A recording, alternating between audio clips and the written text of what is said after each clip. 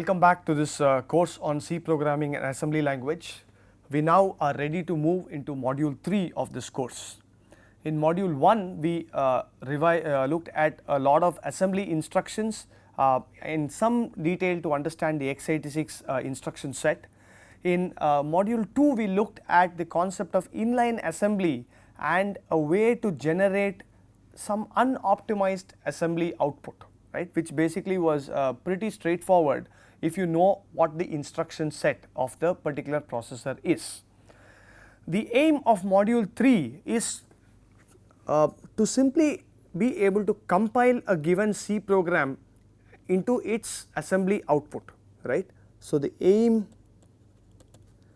of for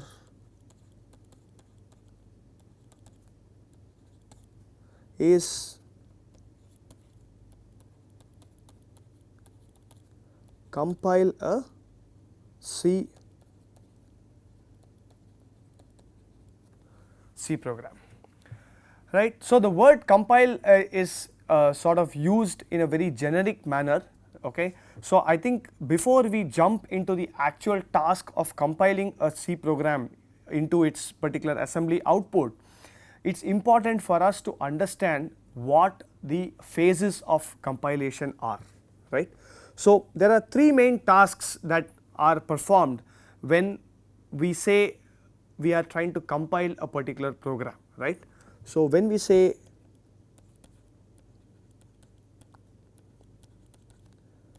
this term is used very loosely, we actually mean that we are going to do the following three tasks, which is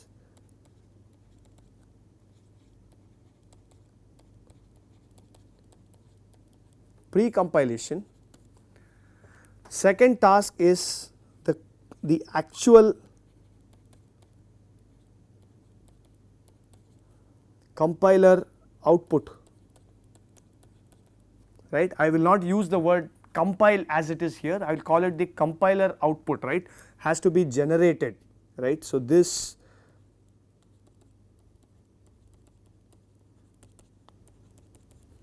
right, and the third one is the job of linking the compiler outputs that we generated in the previous step. So, let us start with the pre-compilation step. Task 1 is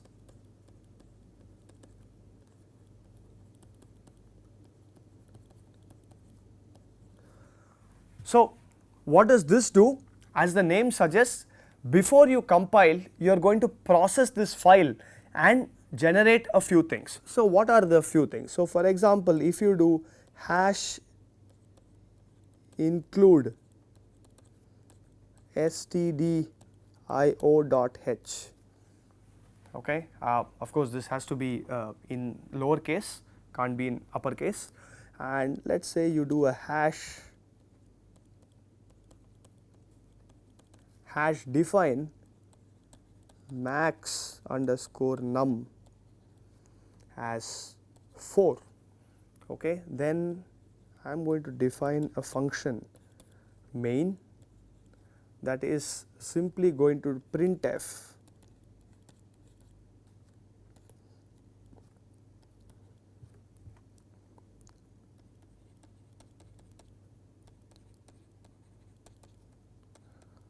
%d comma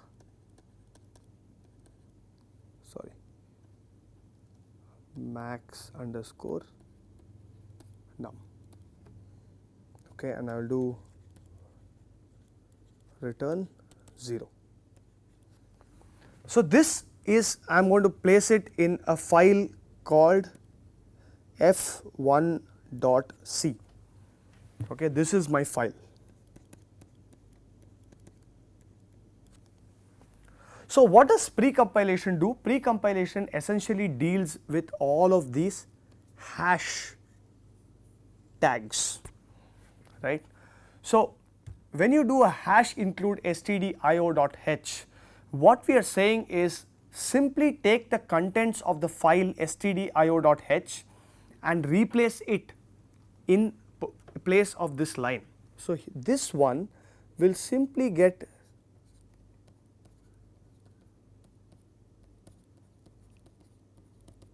replaced by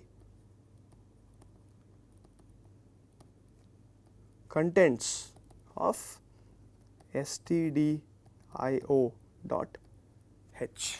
which means that if you look at this intermediate output before the actual file gets compiled, then you will see a lot of information that has been added, and that's primarily because all your header files that have been included have simply got replaced in place of these hash include statements.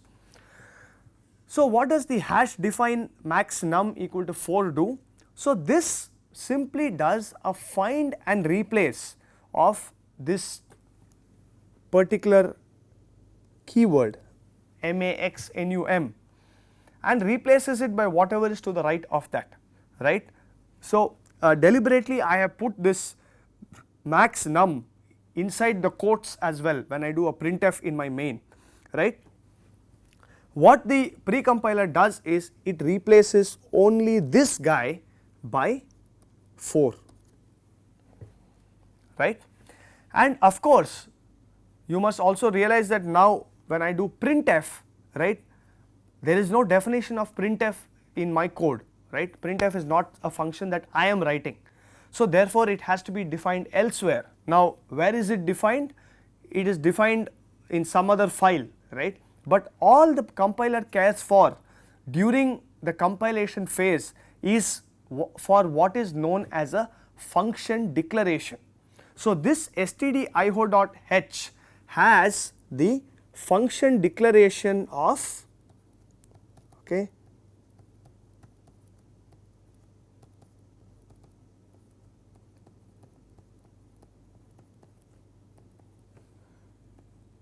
of many functions,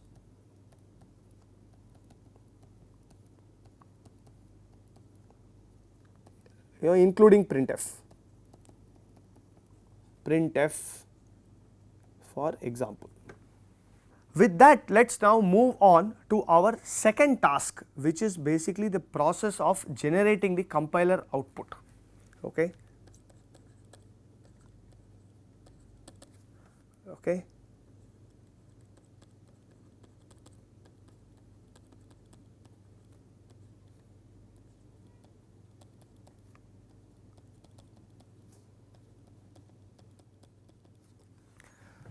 So, here for example, let me take two examples here. Let me take two files, okay, where I have int function 1 of int x, and I am going to say return function 2 of x. Okay. This is my file 1.c. Okay. I am going to now have another file which is int fun2 of int x again, and I will do return x plus 2. And this is sitting in f2.c.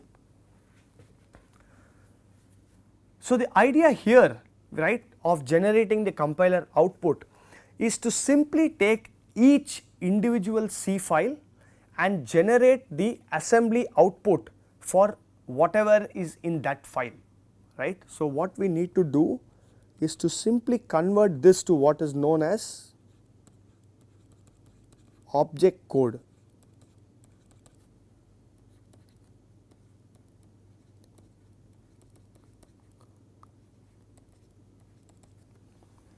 Okay. So, what we are going to focus on in module 3 is actually only on task 2, right, and some of task 1 also will be covered. Remember that the compiler explorer that we discussed earlier in module 2 does only task 1 and task 2. We will see what task 3 is a little later. Okay. So, now the problem is when I want to generate this the assembly output for this particular object code for this function f1 and fun2, we'll see what complications there are in the process. So, if I want to do, for example, do this return x plus 2, right. So, all I have to do is really do some sort of an ALU calculation, right. If I want to translate this to its assembly code, this will be some ALU operations.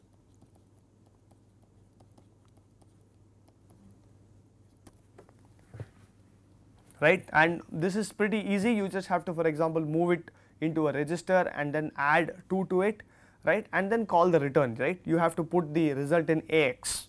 That is the only catch here, right, which we will discuss a little later.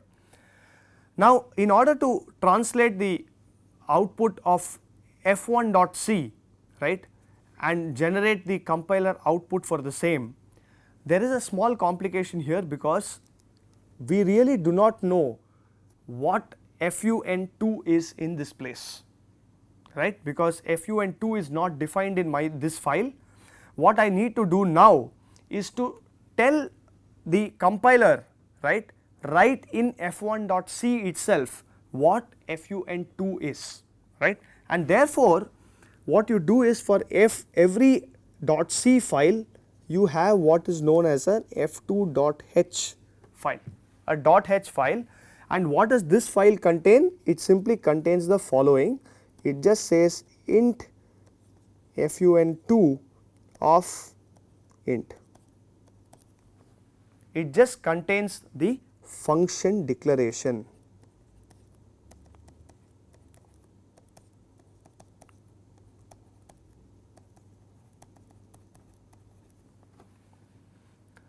So, therefore, if I want to be able to generate the object code for f1.c, right, without worrying about what is in f2.c, then I need to add the function declaration of fun2, and that is achieved by doing this hash include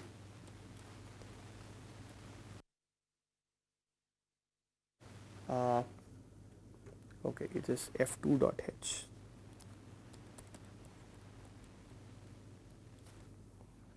Right. So, now what happens? The precompiler takes care of simply putting the contents of this file, which is basically this statement, into this line here, right, and then we are now looking to compile this particular C code. So, what happens is when you see encounter the function fun2, right, the function call fun2 of x, it knows that there is a function fun2 which takes an integer and returns an integer, and therefore the function call is correct. It will just translate it to the corresponding assembly code, right. So, the job of a compiler output is to simply generate the assembly instructions for that particular file without worrying about what the contents of the other files are, right. For example, when I compiled fun1, right, and gave a function declaration of int fun2 of int, right, it does not care if there is a function definition for fun2. It does not care if this particular definition exists or not, right. This is the function definition.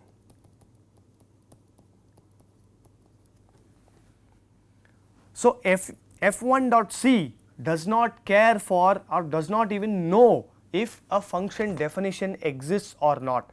That is taken care of in the third task, which is known as linking. Okay. So, the objective of generating the compiler output is to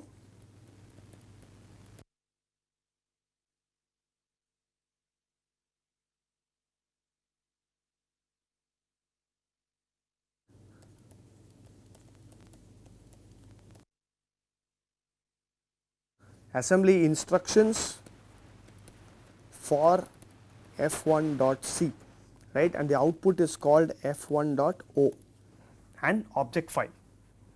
Okay. Similarly, the compiler, when you compile f2.c, will generate an other object code called f2.o. So now the third task, which is basically linking, okay, is going to put all of these files together and see that a consistent executable can be made.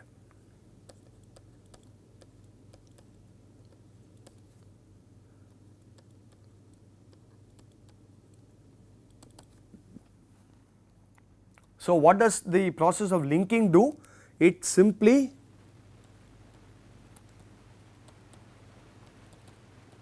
combines all object files and generates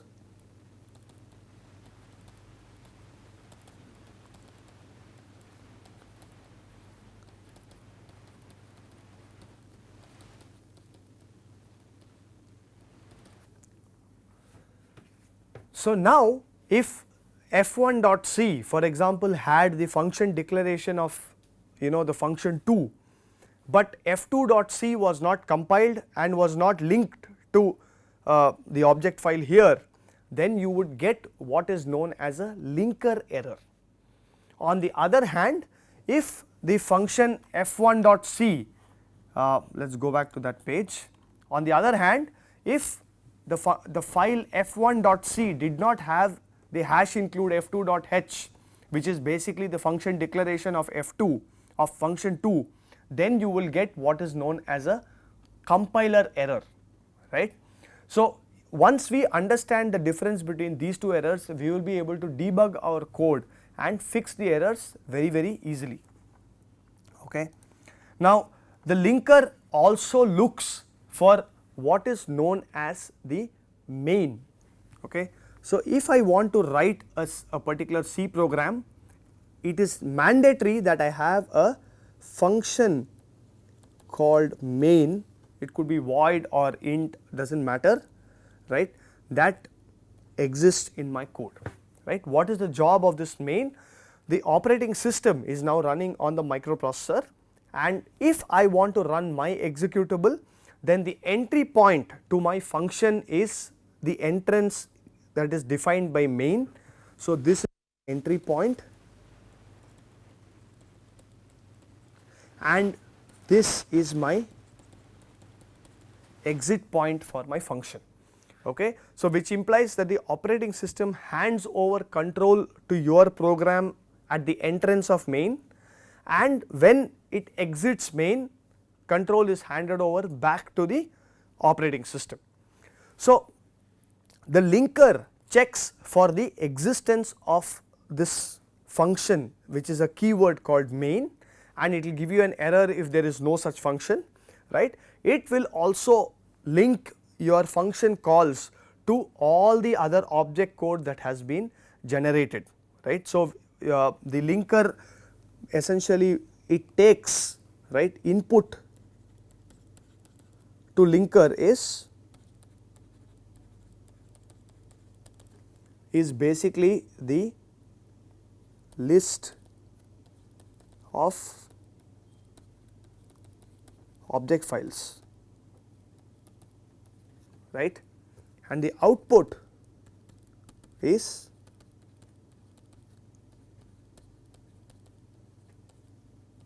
an executable, right. So in this course we are going to focus mainly on task 1 and task 2, actually mostly on task 2, we are not even going to worry about task 1, right. So the job of the compiler, now I am using the word compiler very specifically because as I mentioned earlier, when we say we compile a C code, it is very loosely used to talk of all these three tasks together: precompile, compile and link, right. But going forward, when I say we are compiling a code, it means that we are specifically doing task 2, assuming that task 1 has been already completed successfully. Of course, what I have really not mentioned here is if there is any syntax error and stuff like that, you can't write any garbage and get the code to compile.